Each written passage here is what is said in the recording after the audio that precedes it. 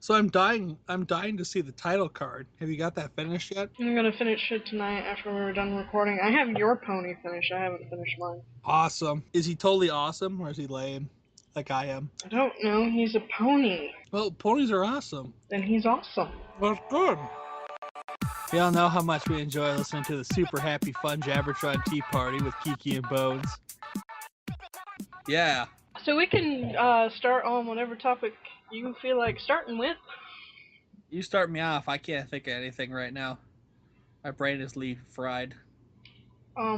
Well, since the title card is ponies, let's start with ponies, I guess. Ponies! So, yeah, ponies. So today's topic, ponies on Super Happy Fun Jabbertron Tea Party. I'm not quite sure what Kiki had in mind with ponies. I like ponies. He likes ponies. My Little Pony, truly my very best friend. Anyway, ponies. No one must know that I am the biggest brony on the planet. No one must know, except for the giant signature I have and every possible post everywhere. I said nothing. You heard nothing. There was nothing ever there. Cough, cough, sputter, sputter, die. So, yeah, I own all of My Little Pony Friendship is Magic off of iTunes because that was the only way I could get the entire thing like 6 months ago. And I'm a sad, sad little man. I have no idea. Not a sad man. I have no idea where you are in this series.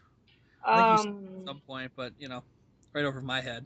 On season 2, episode something. So you're somewhere. So you've seen season 1 at least, and you're working season 2. Let's see, what episode was it? It's the one where Pinkie Pie babysits.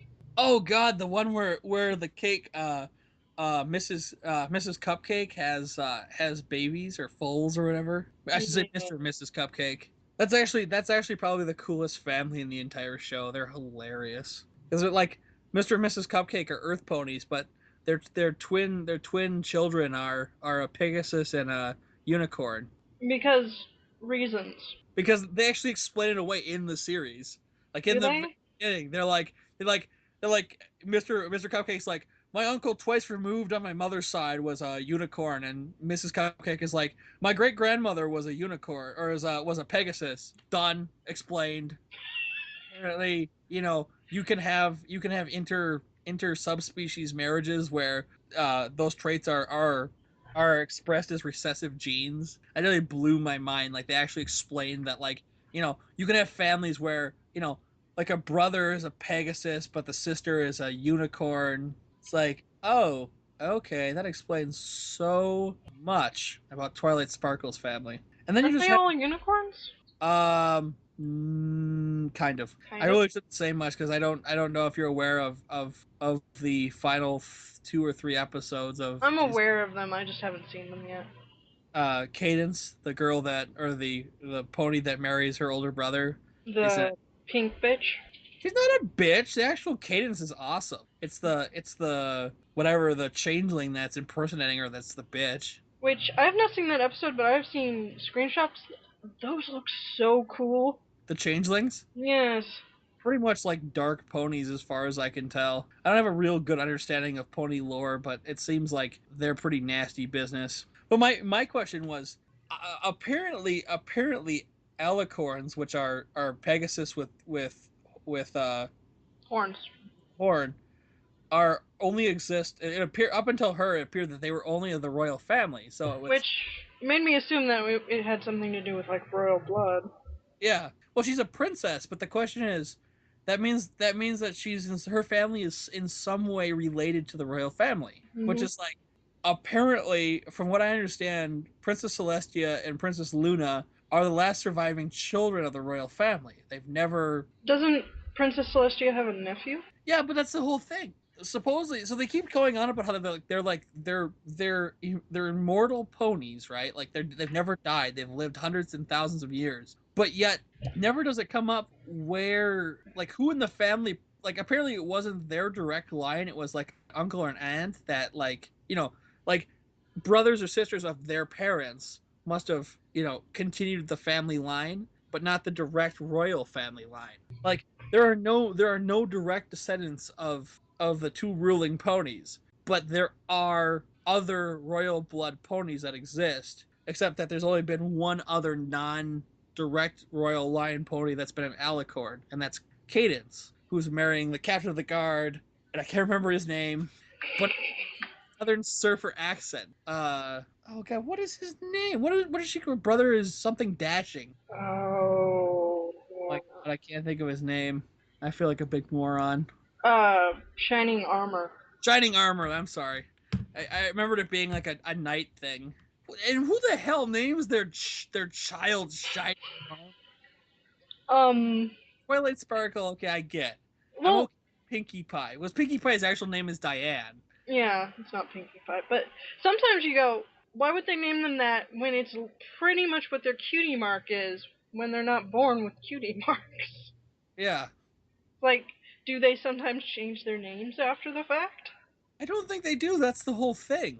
Cause, well, then like my favorite one by far are like family members that don't seem to fit. Like Twilight Sparkle's parents are like middle class, average, like the ponies, like most of the ponies that you find in Ponyville. Like they're just like people, like average people. Twilight Sparkle is like some sort of like high powered, like equivalently like some high powered scientist slash magician. And it's like, okay. And so she has kind of a different accent.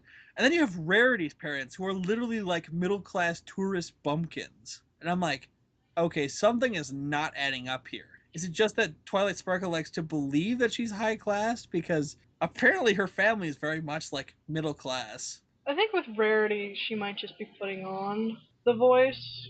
Like, Yeah. like when she was younger, because she seems like that kind of person, she forced herself into that voice, that's now her voice. Yeah. Well, it really interests me, like I mean, like obviously the voices are a construct of the voice actresses and actors, but it's it's interesting to me to see like the differences in family voices. Like all of the Apple family have like southern, rural Appalachian voices, but like Twilight Sparkle and her brother, Twilight Sparkle's got kind of a flowy, kind of not regal, but kind of like very intelligent type of, not nerdy, but very like well spoken voice. But her brother, who's like a high powered warrior, sounds like a southern surfer from like, or I'm sorry, sounds like a northern California, north coast uh surfer. It's like, where the hell did that come from? Like it's obviously a construct of the voice actor picked, but it's like that didn't make any sense. Like I know that's a really stupid thing to get stuck up on, but it's like, where did that? I would love to know where that voice came from. Like if they could explain why he sounds like a surfer despite being like a high-powered guard, warrior, soldier. It's like in Terminator, like what is it, 4, where like they go back and they show like where the Terminator came from, and they give Arnold Schwarzenegger like a southern accent. It's just like, what the hell is that? The little Ashian guy turns around. He's got Arnold's voice. It's like, we'll change it in post production. It's like, okay, that explains it at least. But it's like, what the hell did I just see? And don't So, even start on the pony dynamics. I mean, that just blows my yeah. mind. The interpersonal dynamic between the 6 main ponies. I mean, I don't even know what to say to that shit. It's just like there, bloating or just gloating in my face. Okay. So I'm looking up things because I have this thing called the internet, and apparently, where'd that tab go? So, blue blood is apparently like 50 times removed on their mother's side. Okay. So yeah, either their parents had other children who aren't super magical, or their parents have relatives who aren't super magical. It doesn't really explain how this still happens. Although apparently the Princess Celestia and Princess Luna were supposed to originally be called Queen, but Hasbro went, girls want princesses. Well, I think I could definitely see Princess Luna, but I can definitely see Queen Celestia. Because she's the older, more ruling party, Yeah. has lived forever. Well, she represents the sun, Yeah. traditional religious spiritual sense, and the sun has existed long. There's this kind of like the moon has existed a long time, but the sun's existed a much longer time.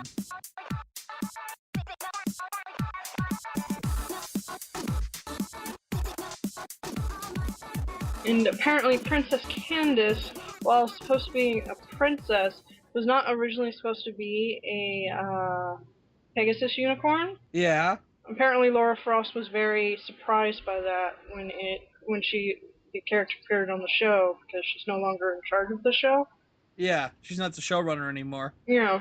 So apparently when she originally envisioned her, she wanted her to be a princess, but not a Pegasus unicorn, I suppose, to imply that there are different royal families. Yeah. Like she's from like a noble family, but not the royal family. Mhm. I mean, it's not a big deal. I'm sure it exists. I'm sure they did it that way to keep a consistent thing across the whole princess. I don't know what you want to call it, princess line. Mhm.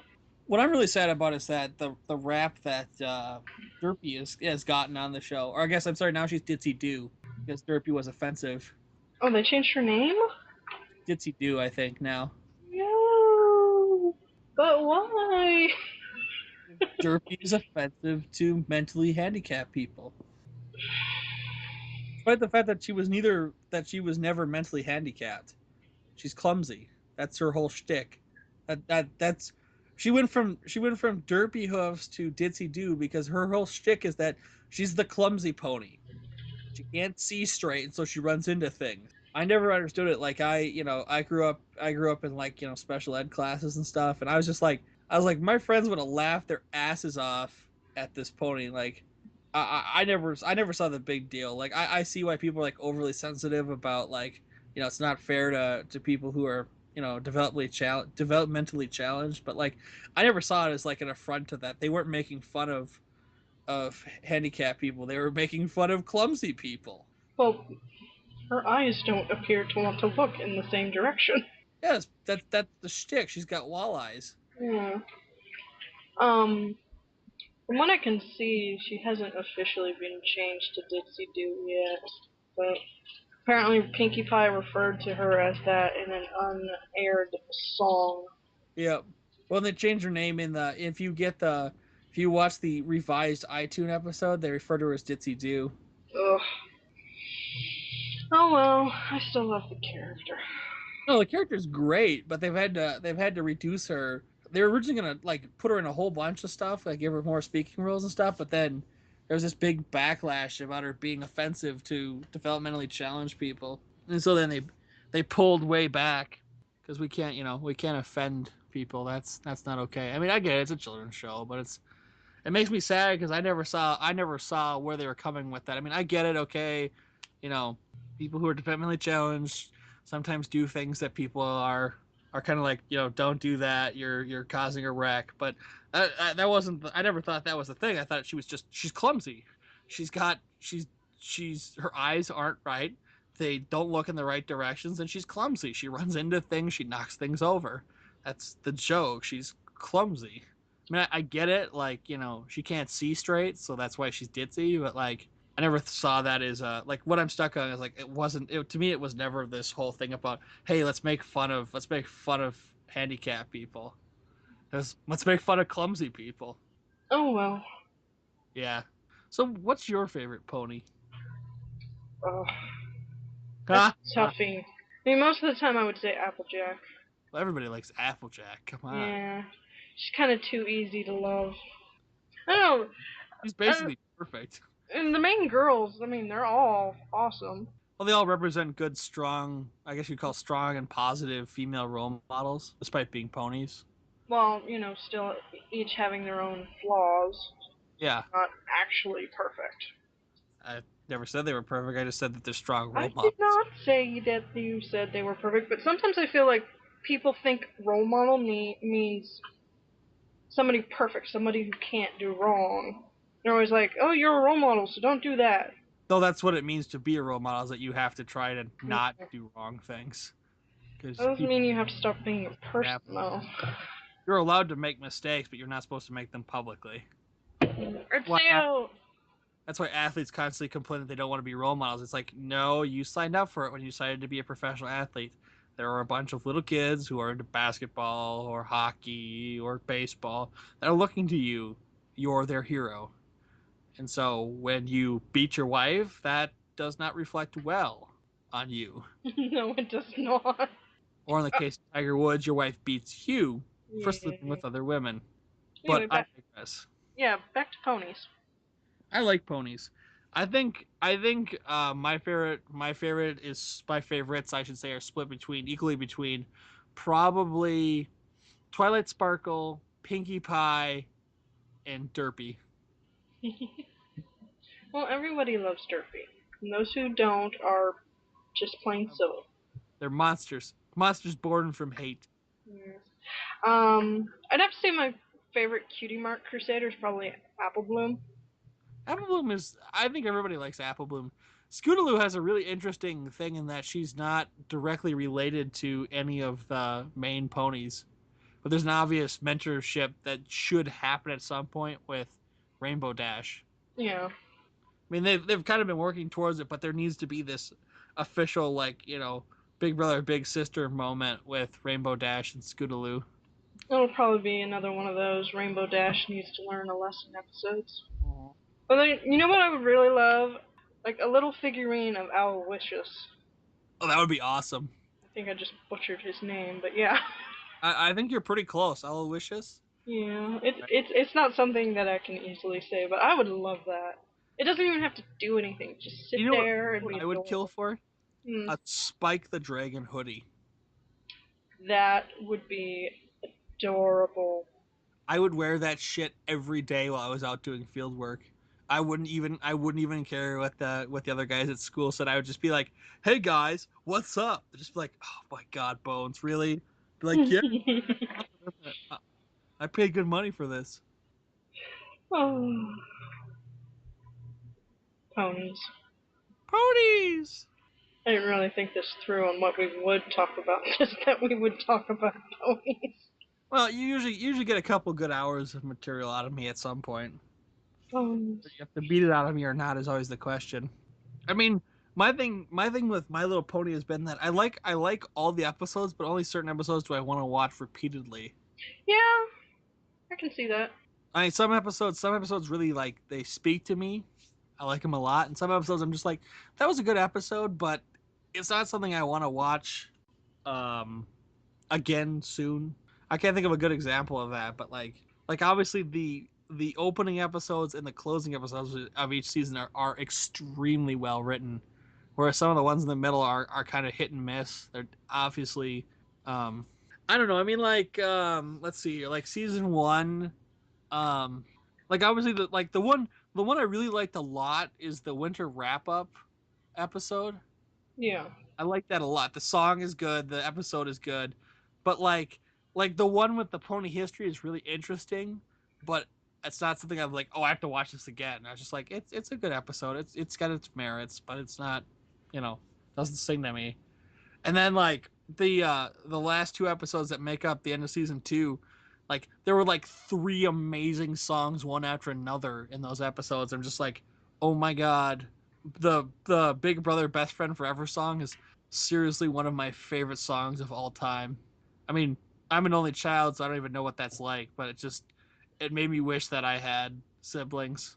I am not an only child, but I have not seen the episode to reference anything. Yeah, I'm sorry. It's like episode 23 of 24.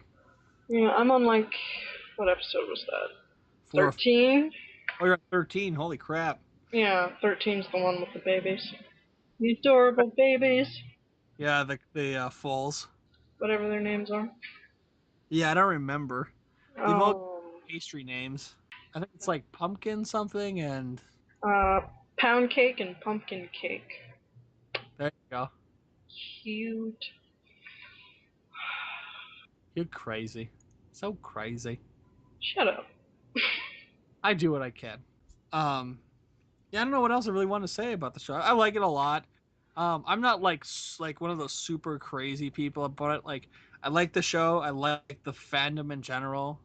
I like what the fandom comes up with is like external, extraneous, fan work. like the music scene for it is just ridiculous. Remixes, original music, it's just off the hook. Like if you ever go on like YouTube and just look up like My Little Pony remixes, there's just a ton all over the place. Sniffles. Indeed. Okay, I think we might be done talking about ponies. Sorry, I couldn't sustain it for that long. This is the end of part 1. Thank you for your patronage. You have been listening to the super happy fun Jabbertron Tea Party with Kiki and Bones.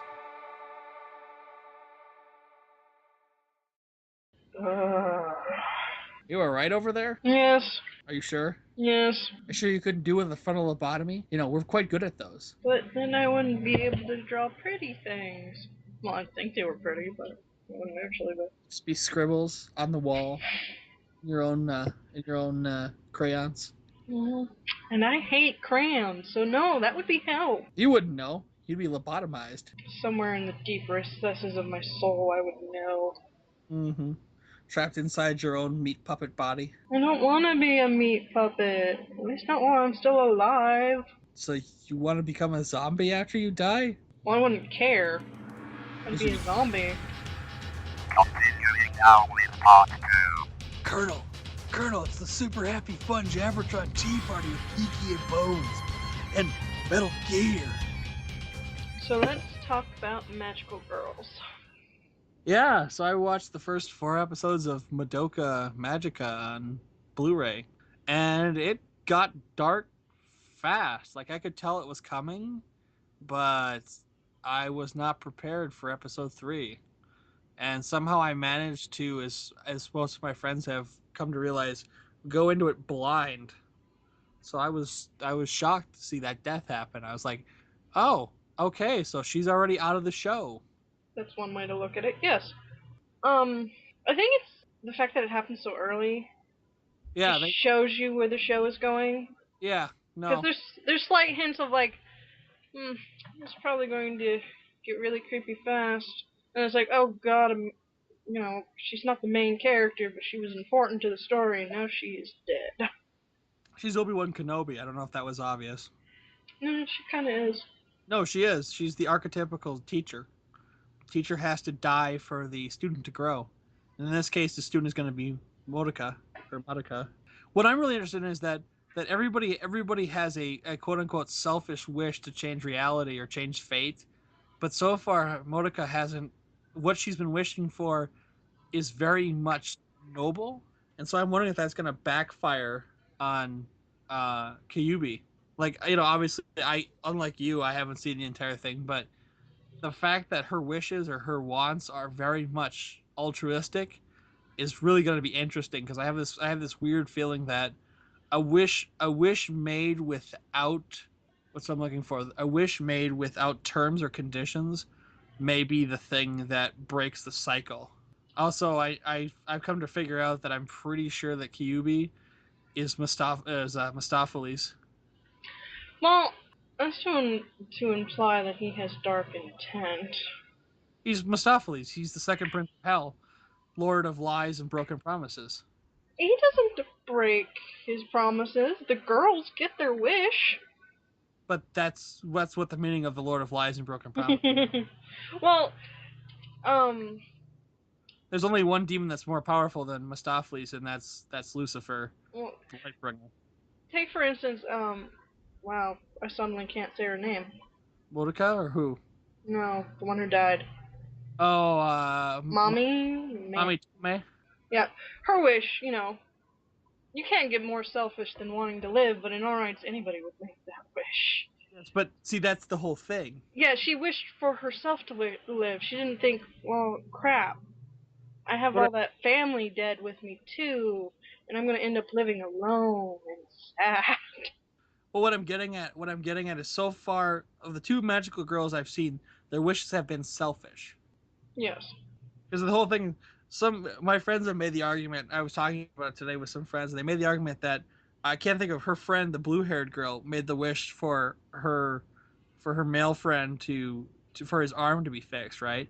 Yeah. I said, well, that's not selfish. I'm like, yeah, but it is. The whole thing is he wasn't going to die.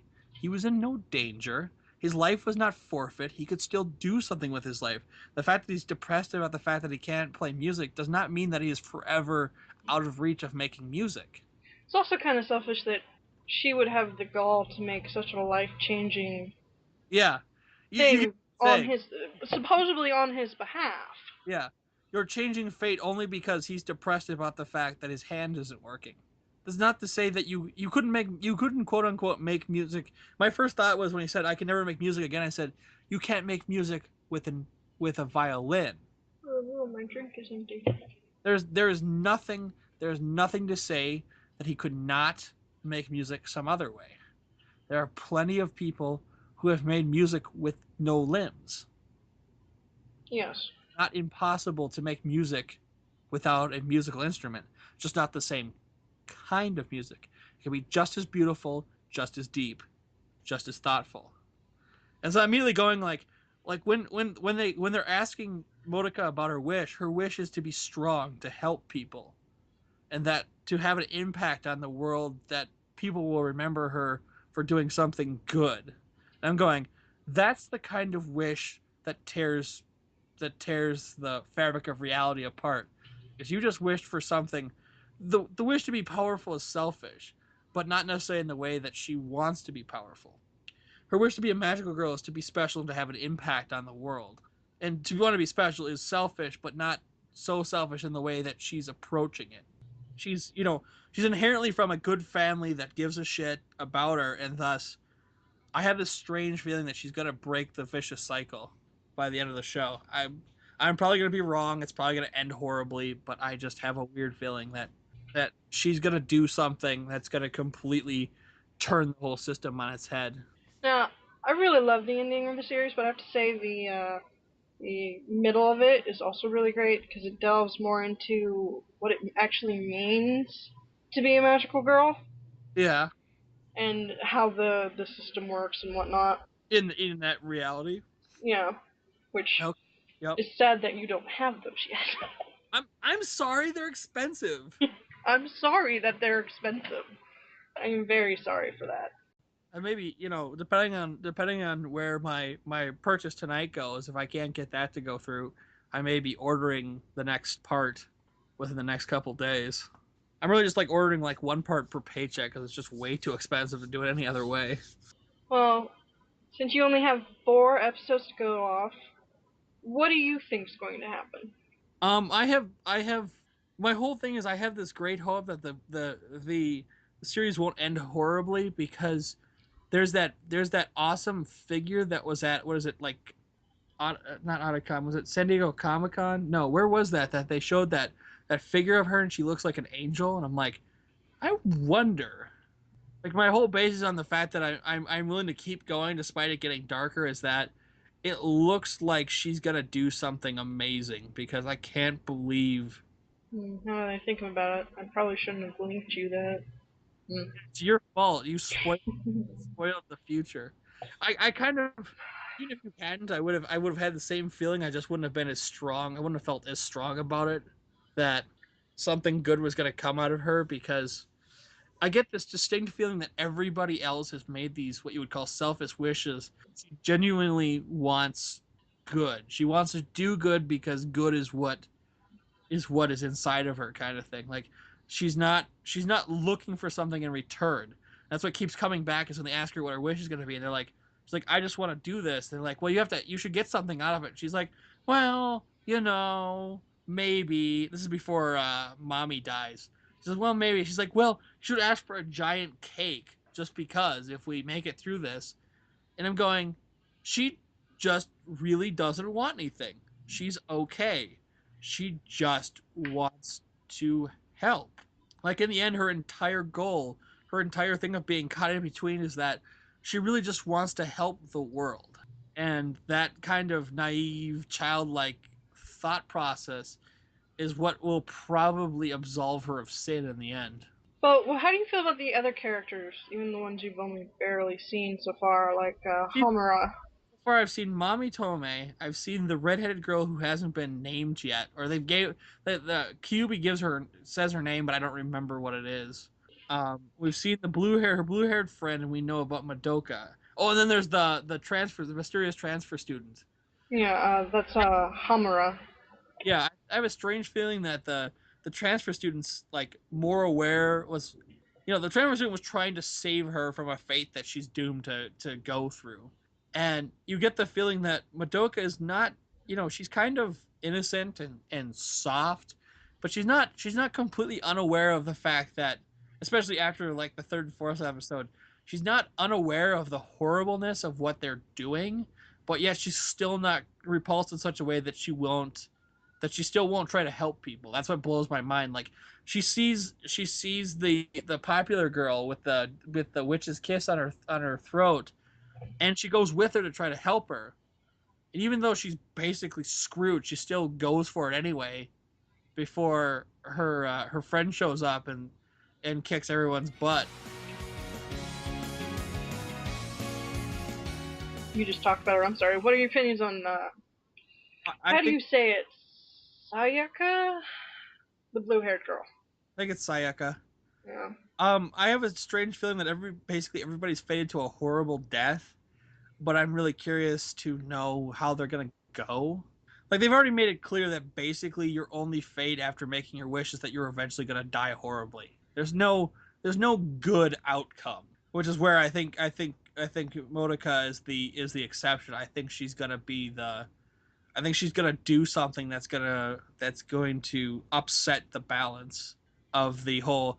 You become a magical girl, you get your wish made, but then you're fated to basically linger on until you're killed by a witch. Because in the end, they're fighting the witches really only exist in such a way as in order to extend their lives artificially and keep the quote unquote evil from spreading across the city. As far as I can tell so far. I've also got some weird theories that the witches might be corrupted magical girls, but I can't prove it yet. I can't say anything, so. Oh, so it's true. I'm not saying. Yeah, nah, you shouldn't have said anything. End of the series. My guess is the transfer student. I didn't hear what you said. I am very sorry. That's good, because I think I just hit it on the head. That what? Oh, you actually didn't hear? Okay, never mind. Your mic got cut out. Assuming what I think is true, one of those magical girls that's left is going to turn into a witch before the end of the series, and I'm guessing it's going to be the transfer student because she's the one that's trying hardest not to be corrupted. So it would just be theatrical irony for it to happen. We'll see. I'll get the next couple ordered here before too long, and within a month we'll be talking about what I thought of the series. See, the whole thing is if I could just go out and buy it from a store, I would do it right now. I'd have both, but I have to put it on my credit card. I'm just like, oh god, I don't want that giant credit card bill at the end of the month. Also, they should make it cheaper because they're monsters for charging me $75. But it's so pretty. It really is. That's the other thing. Like the art style is really amazing, especially in the Blu-ray. I'm not sure if it's true on the DVD. I watched it in Blu-ray. It's really like this kind of like the characters are drawn like with pencils almost, and I think that adds to the adorable factor. They're almost like a lot of the girls are almost like they're sketched into reality. You get what I'm saying? Because like with the pencil strikes or whatever, like the way they're sketched, it's like they're barely in and out of reality. Also, I love the family dynamic between Madoka and her mother. It's very, very funny. Yes, my poor mother has come home drunk again. I'll just go downstairs and help her like usual. Yeah, and then the waking her up in the morning in the first episode. Yeah. What? I'm awake. What do you want? A little. So I can't tell. Is the father like a stay-home father? Is that the deal? The mother goes and works, and the dad stays home and takes care of the gigantic house they live in. I don't remember him ever doing anything other than take care of the kids. So, in all rights, yeah, he's a stay-at-home dad. They're very much a modern family in that sense. Well, it's like this vague sort of future that they live in. You can tell it's like next Sunday AD kind of thing. Like it's in the future, but not super far in the future. Yeah. So 20 years kind of thing. I want that classroom's, I guess I'll call it a whiteboard, even though it's not really a whiteboard. It's a smart board. Yeah, I want it. Awesome. It's basically a whiteboard with a projector. You know, things can move and whatnot. Yeah, that's a smart board. We have two kinds. We have kinds that are basically a giant television, or it's a screen that you can Yeah. off of. Then they have ones that like the older generation is like you use the overhead projector, or not overhead, use the like a big multimedia projector to project whatever's on the uh, screen, but the board is electrically conductive, so that when you use the special markers, it actually tracks what you're doing, and then puts it up on the screen. So if you highlight something with the marker, it'll highlight it on the screen. Like while you're working on the screen, like when she's writing, that's how a smartboard works. You write with the special marker, and then the letters show up. Super cool stuff. Super cool stuff. Um. I'm not gonna lie, like I'm really sad that I really wish that when I had ordered it, I just ordered all of it, because I was being cautious at ordering the first one just to see if I liked it or not. And I'm extremely drawn into it. Well, it's your money. You should be sure if you want to buy all of it. So I'm sure I want to buy it. It's just $150 is a lot of money. I will tell you right now, the witches, their design will get more and more interesting as the series goes. Get more and more bizarre. Yes, because you know they're The one they, that yeah. ate mommy's head, it was amazing. It was like a little doll, and then when they hit it too many times, it turned into that giant thing. Like if you cost like H.R. Geiger with was it something Huff and Puff, whatever, Huff and Stuff and Puff. Oh. I can't think it was H.R. Puff and Stuff or something like that. No. No, isn't it H.R. Puffin stuff? Yeah, that's Puffin stuff. Yeah, so Yeah, it's I like, would say that looks a lot like him. yeah, it's like H.R. Puff and Stuff crossed with Geiger. That wants to eat everything. Yes. And does. Including heads. Puff and Stuff. Yeah, it was like I hate to say it, like, you know, H.R. Geiger crossed with H.R. Puff and Stuff. Like, I don't know if that's hilarious or not. That's the way it looks, but that's definitely what the second major witch looked like. I also love their choice of how, because the witches have their own weird reality bubble. The fact they instead of just animating them like the rest of the show, it's this weird cutout look to it. Yeah, it's like a collage. Yeah. Well, and I think the closer you get to the witch, the more insane it is. Well, I definitely get this feeling that witches labyrinths are a reflection of why they became a witch. It's that, and it's also kind of where they ended up plotting it down, because at the start you'll see like vagueness of where it was originally, and then it'll get creepier and creepier. Yeah, because like the first one was like a rose garden, like Alice in Wonderland.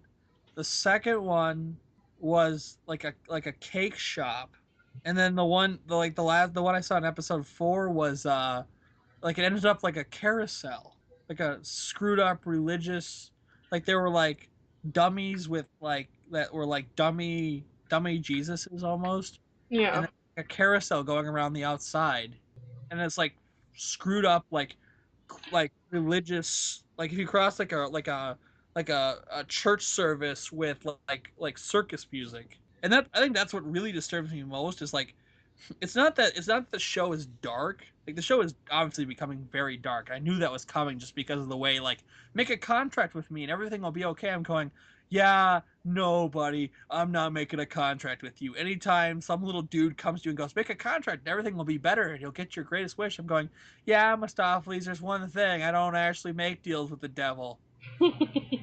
I don't know if that's only as like an adult that understands like like historical, like religious, tales. Like I understand the concept between, the concept behind making a deal with the devil, both literally and figuratively, like making a deal that's too good to be true. I'm going like, there's no good reason to do this, and there's no way that whatever it's what Hura whatever says at the beginning. She says it's not a good idea. You should stay the way you are. Don't be pulled into this. And you get this feeling that Modica knows that, but she's still just like she can't look away.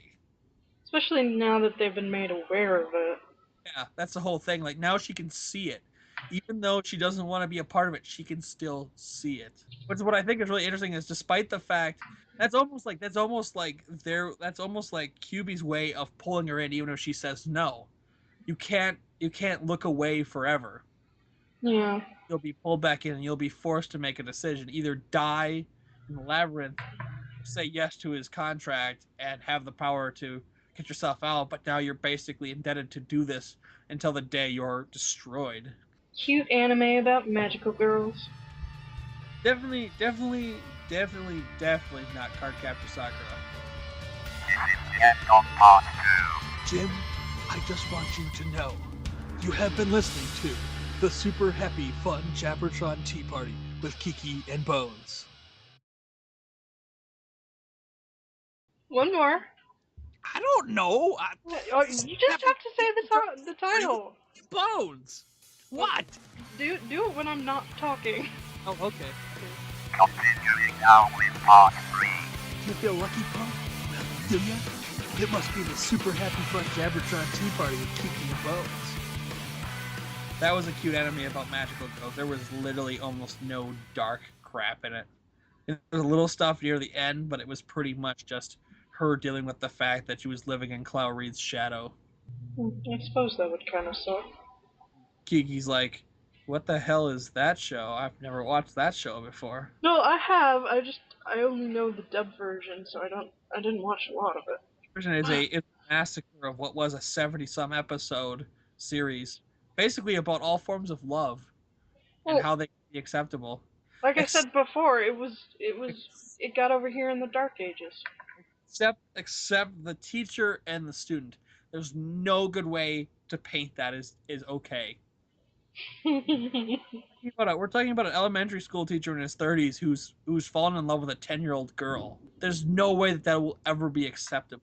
I mean, even the authors, the girls from Clamp, ladies from Clamp, were like, yeah, we weren't really sure how to broach the subject of an adult falling in love with a child. I'm like, yeah, that's because it's generally considered in all cultures to be unacceptable. Pretty much. No other people can't see it, but I'm going to link you an image that shows just how much they went back in and fixed slash change from the original TV air date to the Blu-ray version. This is from episode 3. I mean, Wow. yeah, wow. Holy crud. I mean, like the characters are the same, but like the the Use your big boy words. well, like the details are so much sharper. Like the one that blows my mind is like the background in the second picture where it's like her sitting against the wall. Like holy moly. Like they added so, and then like the first picture with like it's like a wide angle shot of them sitting around the table, and then like what the apartment looks like. Like the apartment is so much more like aggressively abstract in the update. They also Like changed the Soul Gem. Wow. much bigger. Yeah. Actually, looks like a Fabergé egg, which I think is what they were going for. And Not sure what? what changed in the final picture with the guy. I think. And the last one, it's some minor lighting changes. Mm, They did that a lot. Here's one from what is this? The first episode, okay. where a lot less has changed. Little things that just I meant to do it like this and not like that, but I didn't have time at the time. I actually can't see a lot of big changes. It's pretty much just like little things. Minor color and where the light hits. That sort of. Yeah, they made the lights more well, like the background where her and her like inner self are embracing is very like the background is much more Hank. yeah, it's more complex. One I like that in the one with the transfer student they move the wording so that it's between her and the teacher. Which makes a bit more sense. Yeah, It's like, why would she step in front of her name? I have no clue. I don't actually know what they changed with the teacher picture. Oh, her mouth is bigger. That's interesting. Yeah. I don't really know why. She looked fine before, but I guess it's a little nicer. It's probably more of a slight timing change. Maybe the mouth didn't open wide enough on a syllable or something. Well, it's like the one with the two girls fighting. They actually made the shadows more realistic. Like they're actually, Instead of just the little blobs under people. yeah. Which, to be fair, if I was on a time crunch, I'd probably save time by just making little blobs. Well, I mean that's the thing. Like we miss out on all like the really badly made like TV version stuff on like Japanese anime. Like we always get it after they've done all the updates and fixed everything up, but like a lot of times the stuff is just garbage the first run compared to what you get like on DVD or Blu-ray. Yeah. I heard about like I think we talked about it last week too a little bit was the for the first rebuild of Evangelion movie like uh the new character I still can't think of her name. Oh, man. That's not right. God, I'm just gonna look it up. Screw it. Or maybe you're gonna do it for me, in which case that'd be awesome too. Mari. Mari, thank you. Her schoolgirl skirt went through like 3 major revisions supposedly. I still have not seen the rebuild, and now there's going to be a 3.0, Yeah, it's a new one. which its teaser trailer is just a colorful inside of piano. Mm-hmm. So what does that have to do with things? Because Hideki Anno is a jerk. Yes, he is. I'll tell you, there's nothing quite like a bunch of or not old men, but a bunch of 20-year-olds lusting after Oscar Langley Soryu. Actually, now her name is something else. Now she's actually named after like one of the boats, one of the big battleships. Yes, her name was changed to Asuka Langley Shiki. Ah, damn it. Words are hard. Yeah, no worries. I just keep calling it Langley Soryu. Shikinami. There we go. Yeah, it's the name of one of the battleships. Yeah, which makes more sense from where she comes from. Yeah. Because Um, she's a mixed breed. she's German and Japanese. Who touched that shit? Every boy in Japan, that's who. But what's really fun is it's like trying to explain to people, it's like, dude, she's 15 years old. You really shouldn't have a crush on her. It's a little weird. Who cares? She's not real. According to American federal statutes, they don't care. Shh. So it's fun to explain to people. It's like it's still considered child pornography if you're getting off to naked pictures of her. It's still considered child pornography because she's depicted as she is in the show, 15 years old, which is underage. Everybody's like, that's not true. I'm like, look it up. Federal statutes have changed. Even if it's not a real photo, it's still considered child pornography. And it always freaks people right out because you suddenly realize like the vast majority of female characters in anime are under the age of consent in this country. Yeah. There's another set of images. Sure. It's like the whole of episode 3. Wow. Yeah, that's gonna take me a while. Well, like I mean, in other ones, some of it's just little lighting stuff, and others like completely different color. like a lot of times, it looks like a lot of the stuff in like the witches realm is like heavily edited, or like the picture of the building. The building went from kind of a decent looking building to like this ridiculous skyscraper. Because it's futuristic. I liked how the first couple episodes the ending theme was really like cute, and then all of a sudden it turned into this horrible thing in episodes 3 and 4.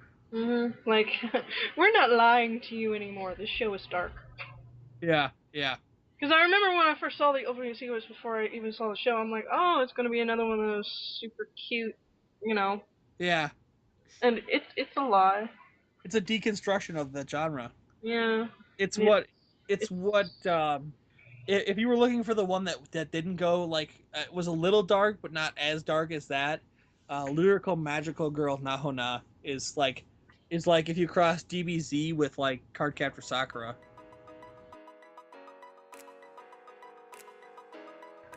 the show also just because, inherently, even if the show doesn't talk about it, magical girl genre itself is a little bit on the dark side because it's always little girls. Even a couple of characters might technically be adult, but in all rights they're children, sometimes not even teenagers.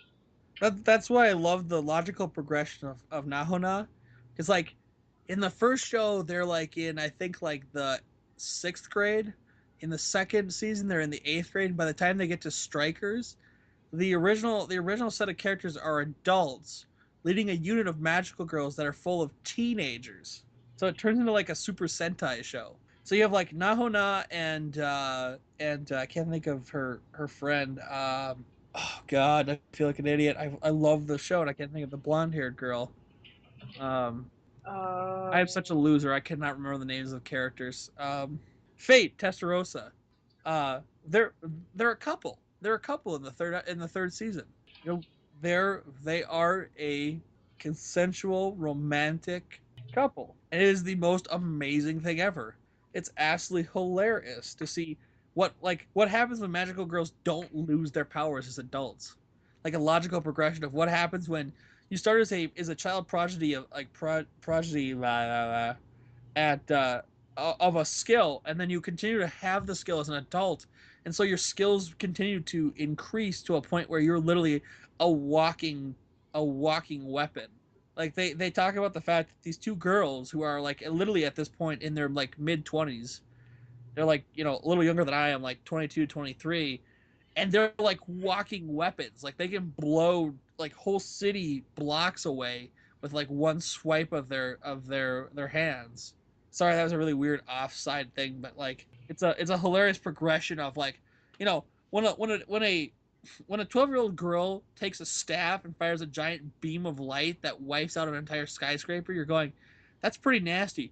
When she as her adult self does the same thing and blows away like 5 city blocks, you're going, oh, so who's got her leash? pretty much. That's not the kind of thing you'd want to let off a leash or piss off. That's what I get about the whole like, DBZ mixed with magical girls. Like when you get to the point where people can shoot energy waves that wipe out entire like cities, that's pretty ridiculous amounts of power. Whereas like so far, Modica looks like it's gonna be pretty much standard magical girls, but more so in like a realistic sense of what would happen if you were given like there's no such thing as a free ride. Like they're doing things for somebody who's giving them the powers. They're not born with powers. Yeah. Which Magic Users Club or Magical Magic Users fuck what is that? I own it. It's the spin-off of Magical Girl Sasami from Tenchi Muyo. Isn't it just Magical Users Club? Shut up. Nobody asked you. Or is that a different show? Wait, that might be a different show. Sasami Magical Girls Club. Yeah, Magic Users Club is something else. I've heard it's another decent magical girl show, but this one is really interesting because it works off the premise that basically there are two kinds of people born with the ability to use magic and people without. And what happened was there was a universe or a realm that was full of magic users, and then some of the magic there was a split, a fissure in society in that realm, and some of them came to Earth.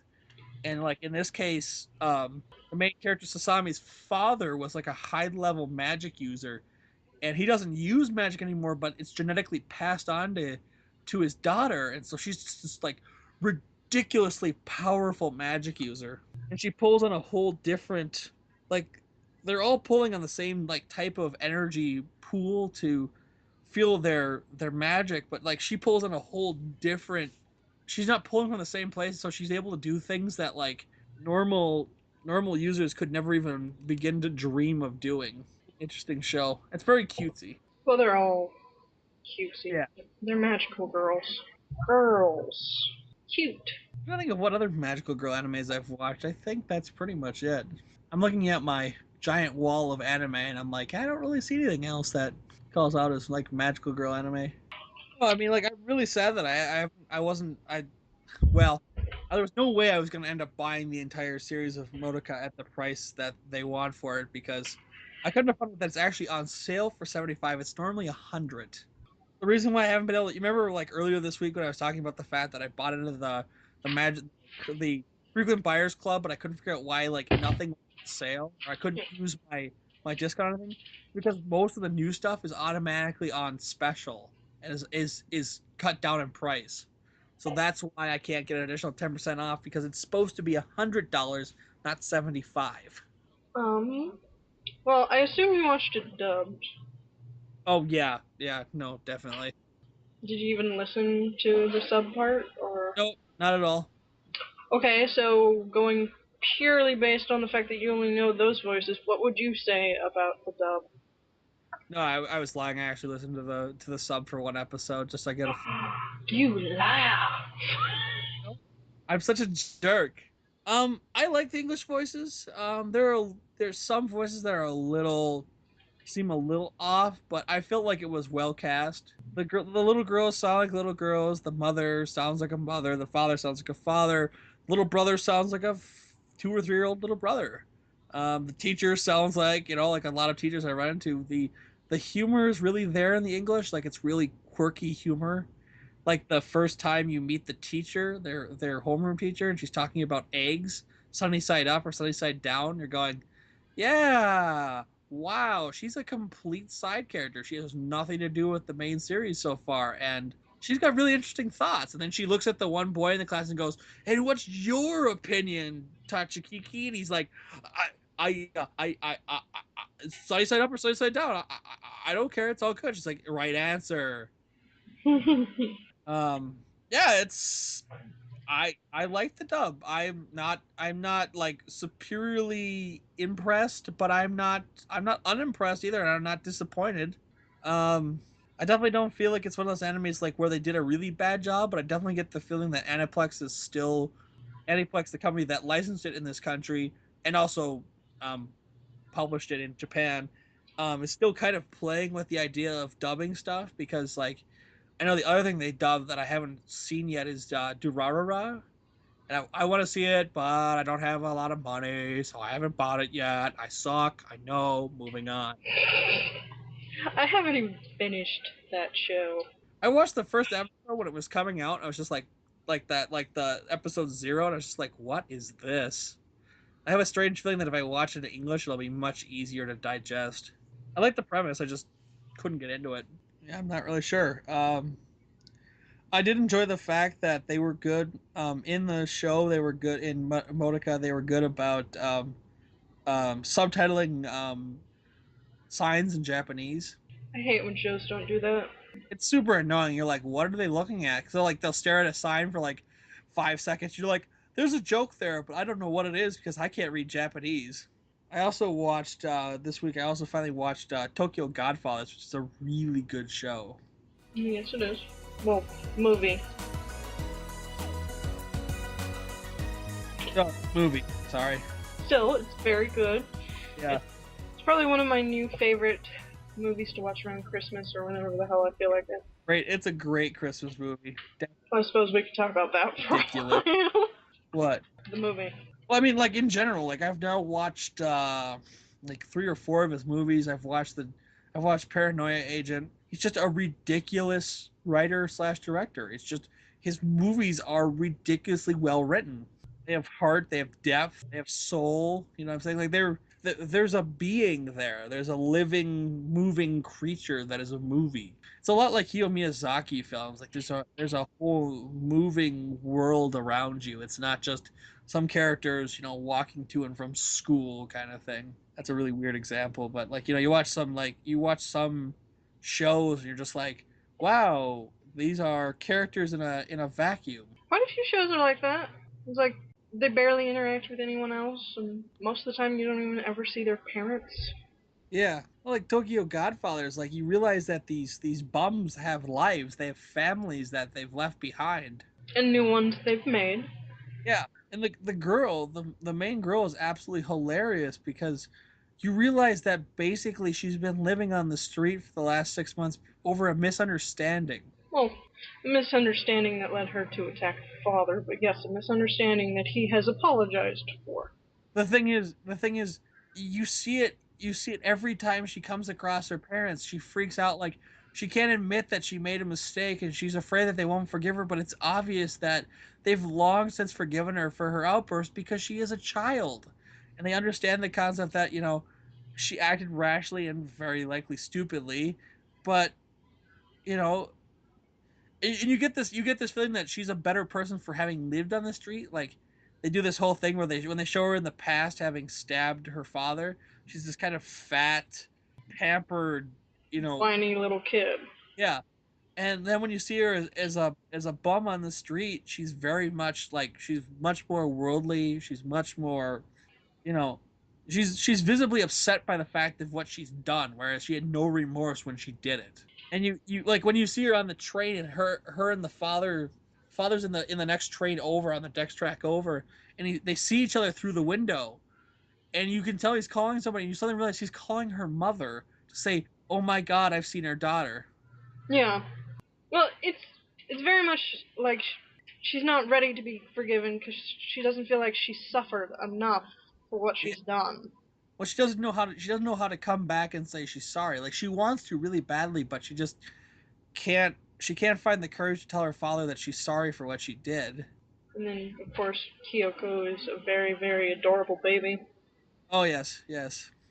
And that whole thing with like coming to terms with your past was really interesting. Like that's what all three of them were, well, actually all the characters were going through, with coming to terms with who you were and who you are now, and how you learned from your mistakes almost. It's like the old bearded bum. He goes through this whole journey experience of realizing, like, he makes up this big lie that has some truth in it about why he left his family and what happened, and as more and more the story falls away and more of the truth comes out, people are visibly, like, the other two are visibly upset. Well, the dirty the dirty homo or whatever. God, I can't think of his name. Uncle Hannah. Anna was, like, visibly upset by the fact that he lied. But you realize that he's come to terms with the fact that he was a douchebag. He was a deadbeat, and he's actually sorry. He's generally sorry for what he did. When he sees his daughter, as a nurse in the hospital where Hannah's being, there's this, like, the joyful music plays, and they have this heart to heart, and he says, "I'm sorry that I was a terrible father. I am so sorry for what happened. I was a bad person." And she's like, she's got no problem. She automatically forgives her father.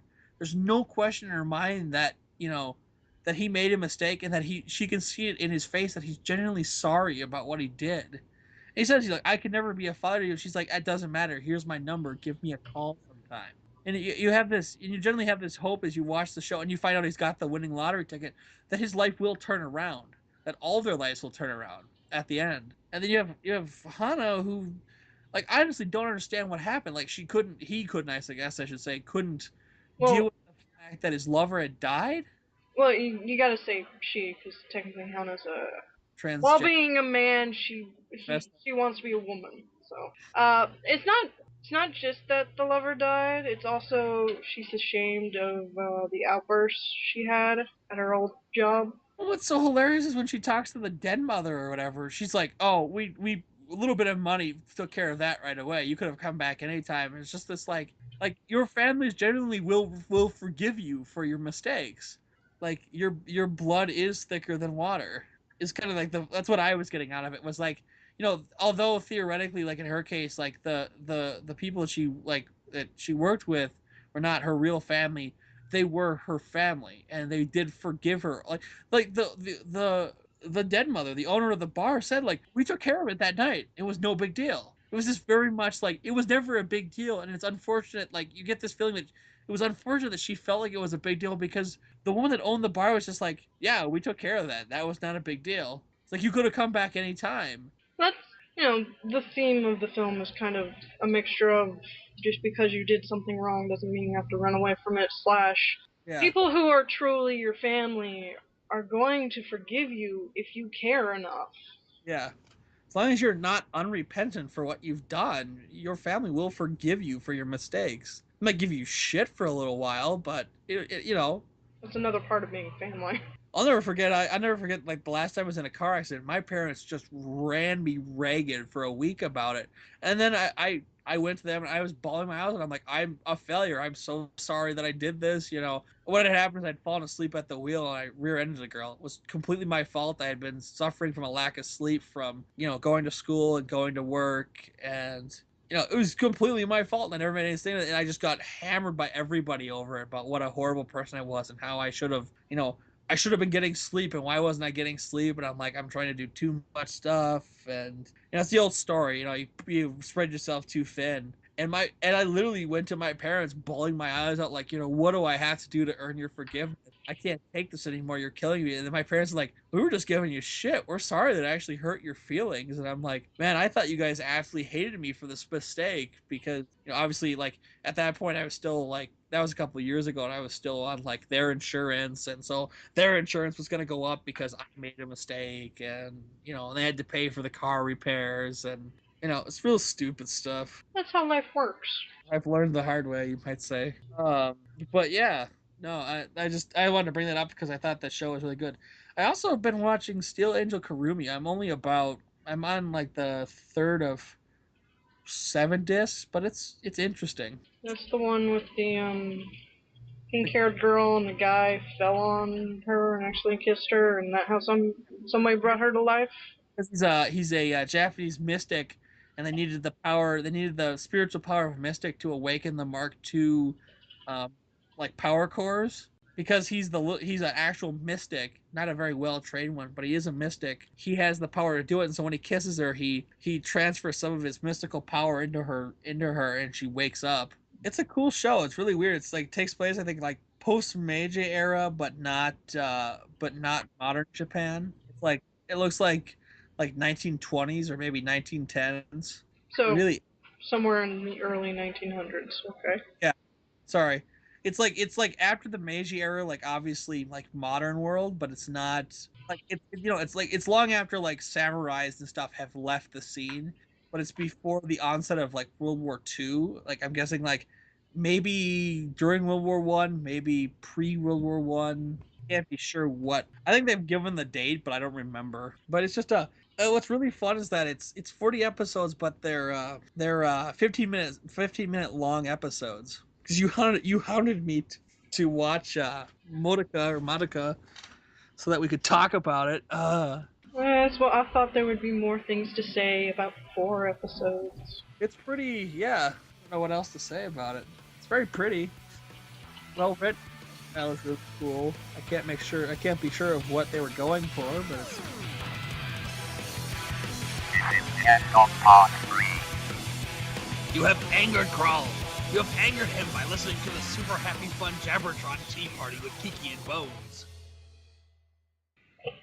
This is only the 2nd episode. We're still finding our group. Which is make Bones talk as much as possible. Maybe I should change that as well. Maybe I should talk more. But then I'd have to listen to myself more. What now? Nothing. I'm gonna stop recording now. No, I want to know what you said, you bastard. You'll never know. Ha ha ha ha.